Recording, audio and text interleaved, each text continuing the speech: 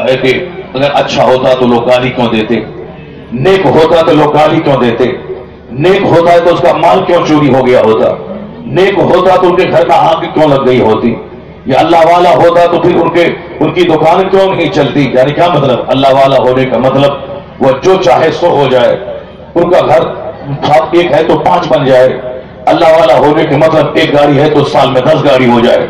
اللہ والے کے مطلب کہ اس کا وہ مٹی کو چھوئے تو سونا ہو جائے۔ یہ ہم لوگوں کے نزدیک ہے۔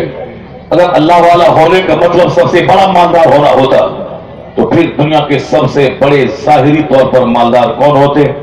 سونے چاندی کا سب سے بڑا مکان کس کا ہوتا؟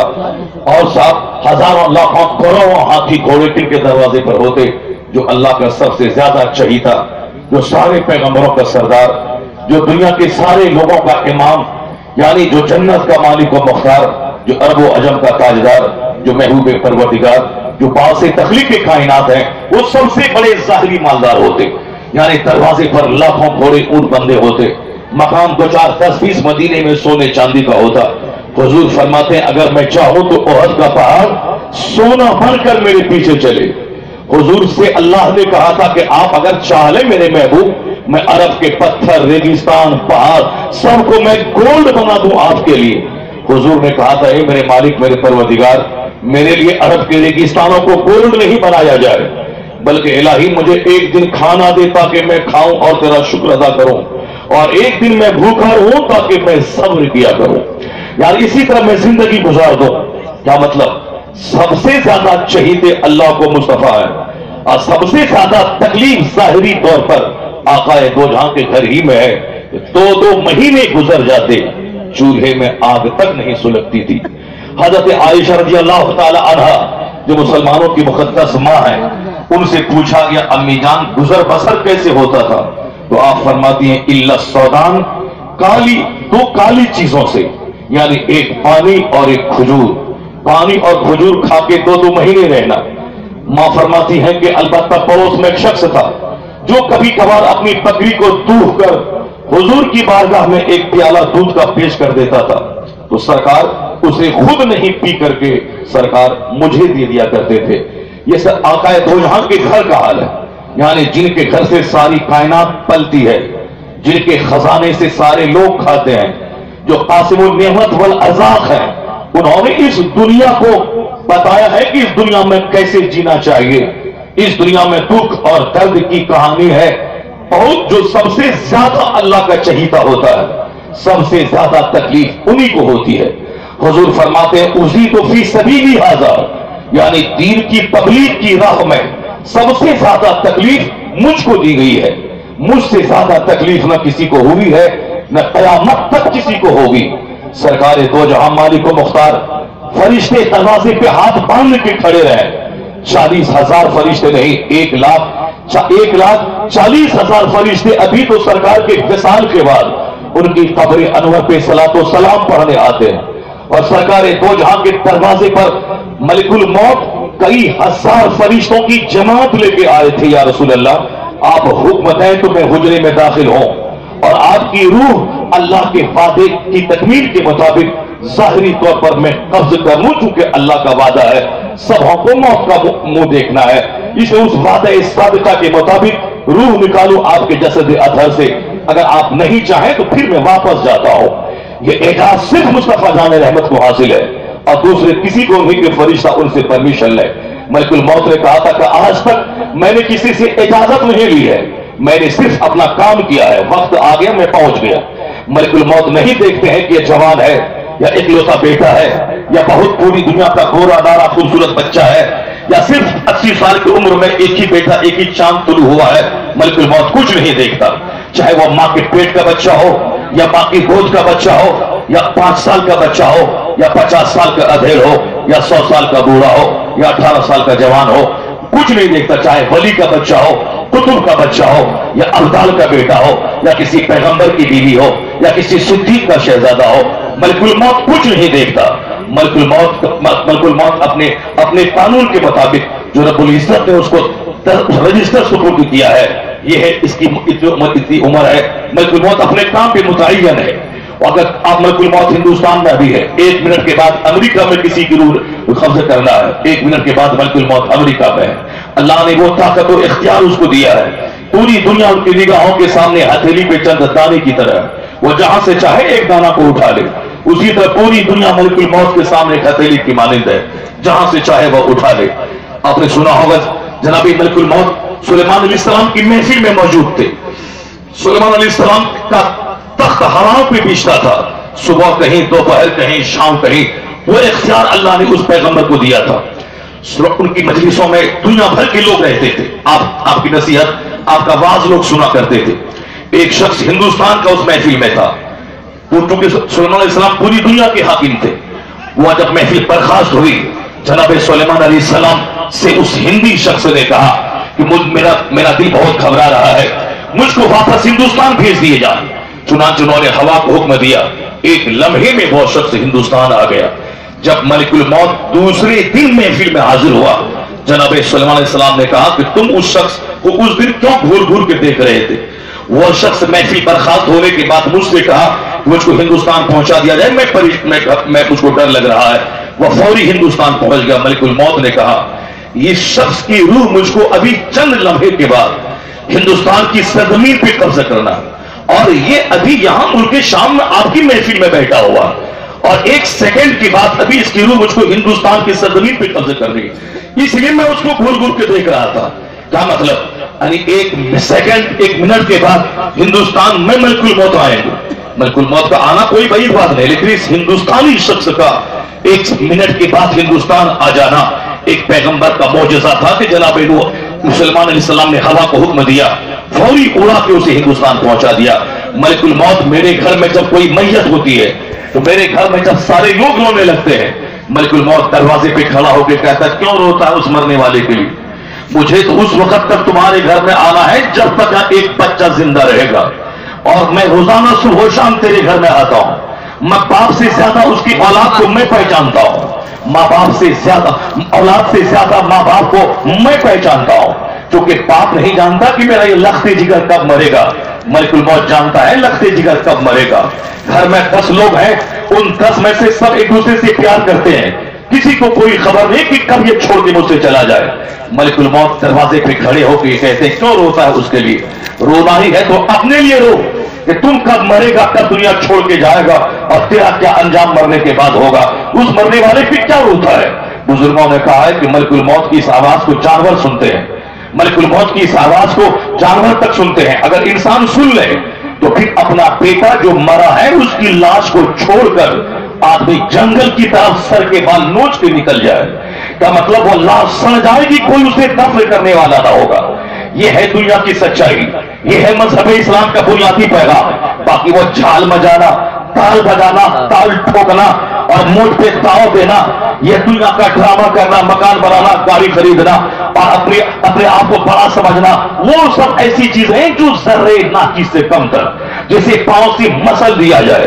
अल्लाह रब्बुल इज्जत बादशाह को जलील करके, सेहतमंद को बीमार बनाते, दौलतमंद को गरीब बनाकर, जवान को उसके बाल सफेद करके बता देता है कि तुम इस दुनिया में अकड़ के मत रहना, तुम कमजोर है, कमजोर बन के रहना, और तुम्हारी मर्जी के खिलाफ काम इसीलिए होता है कि तेरे दिमाग पे रिंग बजे कि तू आजाद नहीं है, बल्कि तू मोहताज है, तू फकीर है। वो गनी है जो तेरा रब है, वो मालिक के कुल है जो तेरा रब है, सारा इख्तियार उसी के पास है जो तेरा रब है। तू तो अपनी जिंदगी के बारे में 1 सेकंड के बाद क्या होगा नहीं जानता, और तू फिर किस बात पे इतराता है, और किस बात पे घमंड करता है, और कौन सा कीड़ा तेरे दिमाग में काटता है, कौन सा गुरूर तुमको नचाता है। आदमी का काम है बंदगी करना, आदमी का काम है पेशानी को झुका देना। जब हमारी मर्जी के खिलाफ काम हो, मैं वहीं से पहचान लूं कि मेरा कोई खुदा है। मौलावी से पूछा गया था कि आपने कैसे पहचाना कि मेरा मालिक है, मेरा खालिक है, सारी कायनात का खुदा है, आपने कैसे पहचाना? मौलावी कहते हैं, अरफ तो रब्बी बेफस्खिल अज़ाइम, जब मेरा इरादा टूट जाता है, मैं चाहता कुछ हूं और होता कुछ है, वहीं से मैंने पहचान लिया کہ میری مرضی کے خلاف جو کام ہوتا ہے وہ کام کرنے والا وہ ہے جو میرا خالق ہے، میرا مالک ہے۔ میں چاہتا کچھ ہوں اور ہوتا کچھ ہے۔ عرفت تو ربی بے فسخ العزائم، یعنی ارادے کے ٹوٹ جانے سے میں نے اپنے رب کو پہچان لیا کہ میرا رب ہے، میں چاہتا کچھ ہوں اور ہو کچھ جاتا ہے۔ اس لیے بندوں کو اللہ پاور کراتا ہے کہ تم کمزور ہیں، میں طاقتور ہوں، تم پانی کا بلبلا ہے جو آج ہے کل ختم ہو جائے گا، میں ہمیشہ سے ہوں، ہمیشہ رہوں گا، تاکہ بندوں کے دماغ پہ رنگ بجتی رہے کہ ہمارے چاہنے سے سب کچھ نہیں ہوتا ہے، وہی ہوتا ہے جو منظور خدا ہوتا ہے۔ مگر یہ بندوں کے پاس عقل رہے تب نہ وہ اپنی بیماری سے سبق حاصل کرے، تب نہ وہ نیند کے غائب ہو جانے سے وہ سبق حاصل کرے، وہ غریب ہونے سے سبق حاصل کرے۔ یہاں تو قیامت کی نشانی ہے، سرکار نے فرمایا ہے کہ اب قیامت جب قریب آئے گی تو اکثر لوگوں کی عقلیں چھین لی جائے گی۔ جب عقلیں چھین لی جائے گی تو لوگ دیوانوں کی طرح کام کرے گا، سوچنے سمجھنے کی ساری صلاحیت ختم ہو جائے گی۔ وہ ایسا جیے گا جیسے کہ وہ اب خدائی کا دعویٰ کرنے والا، وہ ایسا جیے گا جیسے کہ وقت کا ایک فرعون ہے، وہ ایسا جیے گا جیسے وقت کا شداد اور حمان ہے۔ کیا مطلب میں یہ کہنا چاہتا ہوں، وہ ملک الموت مجھ سے زیادہ مجھ کو پہچانتا ہے، کیونکہ میں اپنی موت کو نہیں جانتا، میں اپنے کل کی رسوائی کو نہیں جانتا، میں کل کے اپنے احوال کو نہیں جانتا۔ فرشتے کہتے ہیں، فرشتے جب وہ بات کہتے ہیں تو گھر والے اگر سن لیں تو میت کی تجہیز و تکفین کی فکر چھوڑ کے وہ گھر والے سب جنگل کی طرف بھاگ جائے۔ مصطفیٰ جان رحمت کے آستانے رفیع پہ آنے کے بعد فرشتے کہتے ہیں حضور آپ حکم دیں تو میں اندر داخل ہوں، اگر آپ اجازت نہ دیں تو پھر میں واپس چلا جاؤں۔ اس قدر بلند مقام ہے مصطفیٰ کا، ساری کائنات کے مالک و مختار مصطفیٰ، عرب و عجم کے تاجدار مصطفیٰ، لیکن ظاہری طور پر سرکار کے گھر میں 2 مہینے تک چولہے میں آگ نہیں سلگ رہی ہے، سرکار دو جہاں کی چٹائی پر بستر نہیں ہے، چٹائی کے نشانات حضور کے جسد اطہر پر ابھر آتے ہیں، صرف اس لیے تاکہ میرا غلام جان لے کہ دنیا کیا ہے، میرے غلام کو پتا چل جائے کہ دنیا میں کیسے رہنا ہے۔ میرے ماننے والوں کو جب میری سیرت میرے ماننے والوں تک پہنچے گی، نہ وہ اقتدار پانے کے بعد مغرور ہوگا، نہ اقتدار کے چھن جانے کے بعد وہ ڈپریشن کا مریض ہوگا، نہ مالدار بننے کے بعد وقت کا فرعون بنے گا، نہ غریب بننے کے بعد وہ احساس کمتری کا شکار ہو کر خودکشی کر کے مر جائے گا۔ وہ ہر حال میں جینے کا شعور سرکار کی زندگی سے لے گا۔ حضور نے اپنی بیٹی کی شادی سمپل وے میں مسجد نبوی کے چند اصحاب کے سامنے خطبہ نکاح پڑھا کے مولا علی کے نکاح میں دے دیا، جبکہ کائنات کے مالک و مختار اگر چاہتے تو آسمان سے جنت سے 1,24,000 صحابہ کا جنتی کھانا آ جاتا، وہ سارے صحابہ کھاتے کہ میرے سرکار کی بیٹی کی شادی ہے، مکہ کے سارے صحابی مدینہ آ جاتے میری مصطفیٰ کی بیٹی کی شادی ہے، مدینہ کے دیہات کے سارے صحابی آ جاتے میرے سرکار کی بیٹی کی شادی ہے، لیکن نہیں، نہ مکہ کے کوئی صحابی وہاں سے آئے، نہ مدینہ کے دیہات سے کوئی آئے، وہی چند اصحاب جو مسجد نبوی میں تھے ان کے سامنے دنیا کی ایسی عورت اولین اور آخرین میں اس قد کی کوئی عورت نہ ہوگی، یعنی جنتی عورتوں کی سیدہ، جس ہر جمعہ کے دن دنیا بھر کی ساری مسجدوں میں خطبہ جمعہ میں جس عورت کی تعریف کی جاتی ہے، سیدۃ النساء اہل الجنہ، یعنی جنتی عورتوں کی سیدہ فاطمہ الزہرا،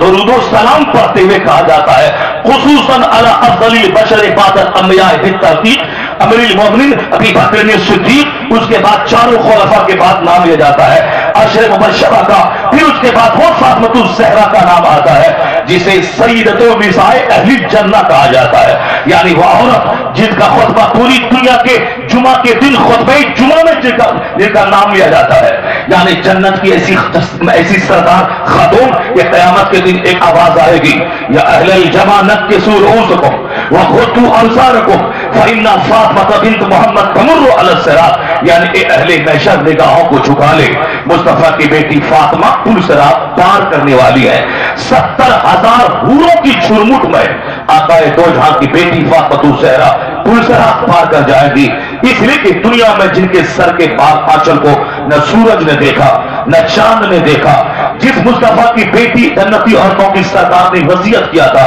کہ میرے مرنے کے بعد رات میں مجھ کو دفن کیا جائے، ایسا نہیں کہ 2-4 دن تک میرا انتظار کیا جائے تاکہ مدینہ مکہ کے سارے لوگ میرے جنازے میں شریک ہو جائے، نہیں، فاطمہ الزہرا نے وصیت کی تھی کہ رات کے وقت میں مجھ کو دفن کیا جائے، اس لیے کہ ان کی خواہش تھی جس فاطمہ کو اجنبی مرد نے زندگی میں نہیں دیکھا، مرنے کے بعد उनकी लाश पर भी अजनबी मर्दों की नजर नहीं पड़े।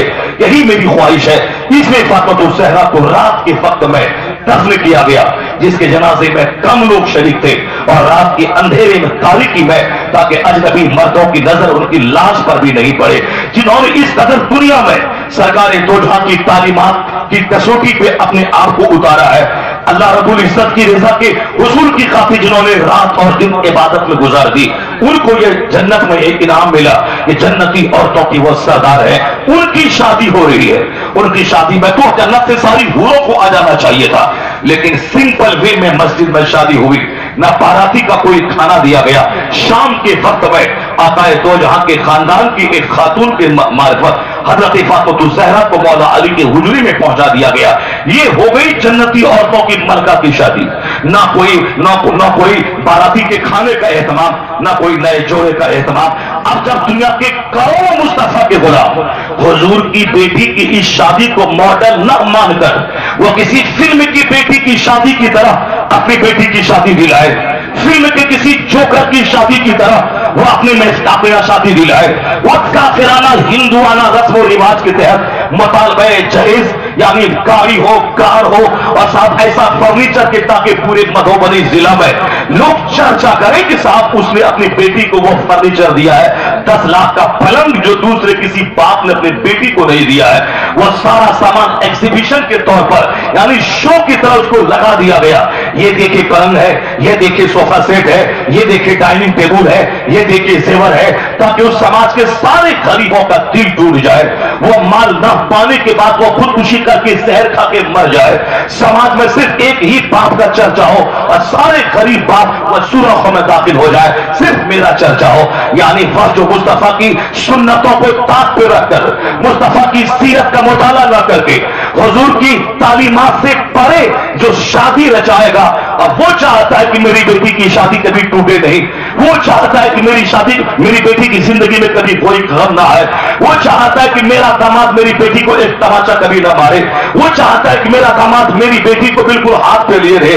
ऐसा कभी नहीं होता है। यह दुनिया खुदा की है, यह आसमान खुदा का है, सुकून और चैन खुदा की तरफ से मिलता है। मुस्तफा अल्लाह के महबूब है, अल्लाह ने अपने महबूब को मॉडल बना के भेजा है। महबूब से जो बगावत करेगा अल्लाह जन्नत तो वहां छीनेगा, जहन्नम में तो वहां दाखिल करेगा। इस दुनिया में अल्लाह सुकून छीन लेगा, इस दुनिया में अल्लाह करार छीन लेगा, इस दुनिया में अल्लाह उसके इत्तेहाद को छीन लेगा, इस दुनिया में अल्लाह उसे हैरान परेशान करके किसी बाती में उसे वो मर जाए, अल्लाह कोई परवाह ना होगी।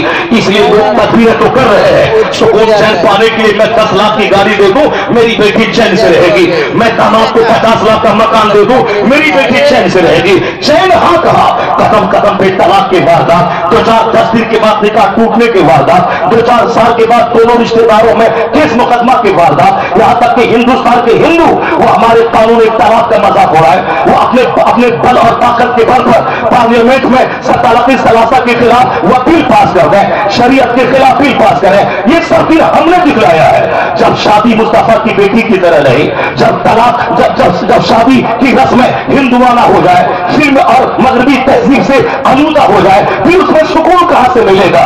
मुसलमान कसम खा ले कि न मैं किसी फिल्म के एक्टर की पैरवी करूंगा, न फिल्म की एक्ट्रेस की पैरवी करूंगा, न किसी हिंदू एस्ट्रोनॉट की पैरवी करूंगा।